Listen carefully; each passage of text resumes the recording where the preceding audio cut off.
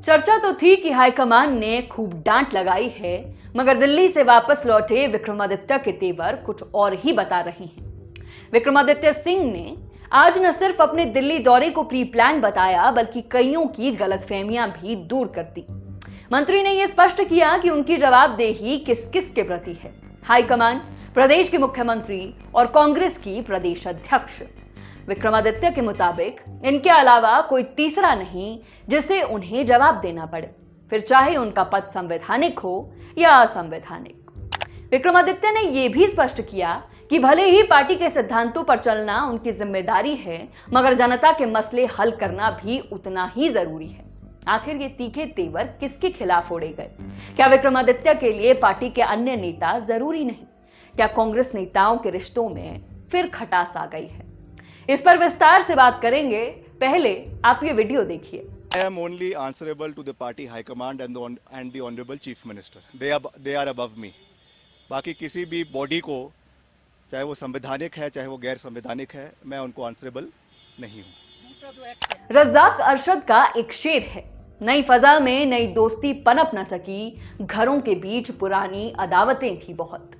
ये शेर कांग्रेस की उस तस्वीर को बयां करता है जिसमें कांग्रेस नेता सत्ता में बने रहने के लिए हालातों से समझौता कर मुस्कुराते चेहरों के साथ एकजुट नजर आते हैं। कांग्रेसी चाहे तो आम जनता की नजरों में इस एकजुटता को बनाए रखें, मगर पुरानी अदावतों को भूल पाना इतना आसान कहाँ।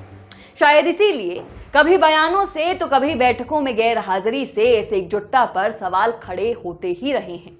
ऐसा ही कुछ आज भी हुआ जब विक्रमादित्य सिंह से पूछा गया कि सीपीएस संजय अवस्थी ने उनके बयान से किनारा किया, तो बिना सवाल पूरा सुने ही विक्रमादित्य बोल पड़े कि I am only answerable to high command, CM and Congress state president.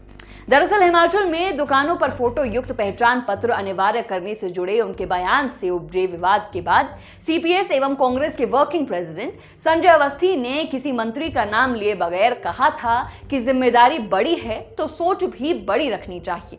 Awasthi ने यह भी स्पष्ट कर दिया था कि यह विक्रमादित्य सिंह का निजी बयान है, इसे सरकार से जोड़कर नहीं देखा जाना चाहिए। अब इसी बात पर विक्रमादित्य का करारा जवाब आया है। हालांकि हम ये भी बताना चाहेंगे कि अवस्थी ने विक्रमादित्य से कभी ये कहा ही नहीं कि वे उनके प्रति जवाबदेह हैं। उन्होंने क्या कहा था आप खुद ही सुन लीजिए। उनका ये जो बयान है वो मैं तो ऐसा कहूँगा कि व्यक्तिगत टिप्पणी है और व्यक्तिगत बयान है। वो बेहतर बता सकेंगे कि किस संदर्भ में उन्होंने ये बात कही। नहीं, ये पार्टी की तरफ से दिया गया बयान नहीं है, ये पार्टी का नजरिया नहीं है। अब हम इस अदावत को पुराना क्यों कह रहे हैं वो आपको बताते हैं। संजय अवस्थी ने साल 2012 में अर्की से अपना पहला विधानसभा चुनाव लड़ा था और वे नजदीकी मुकाबले में हार गए। हारने के बाद भी अवस्थी अर्की में सक्रिय रहे और लगातार जनसंपर्क बनाए रखा। अवस्थी 2017 के लिए तैयार थे, लेकिन इसी बीच खुद तत्कालीन मुख्यमंत्री वीरभद्र सिंह ने अर्की से चुनाव लड़ने का फैसला ले लिया। अब जब वीरभद्र सिंह ने फैसला कर लिया तो अवस्थी के सामने भी मानने के सिवाय कोई चारा नहीं था। वीरभद्र सिंह लड़े भी और चुनाव जीते भी, लेकिन उनकी जीत का मार्जिन महज 6000 वोट रहा। इस अंतर को लेकर सवाल तो उठने ही थे। कहा गया कि एक गुट ने वीरभद्र सिंह के खिलाफ काम किया है। इसके बाद राजा गुट और अवस्थी गुट के बीच खाई हमेशा दिखती रही। यही नहीं, अवस्थी को मुख्यमंत्री सुखविंदर सिंह सुक्खू का राइट हैंड भी कहा जाता है। मुख्यमंत्री ने उन्हें कई अहम जिम्मेदारियां भी दी है।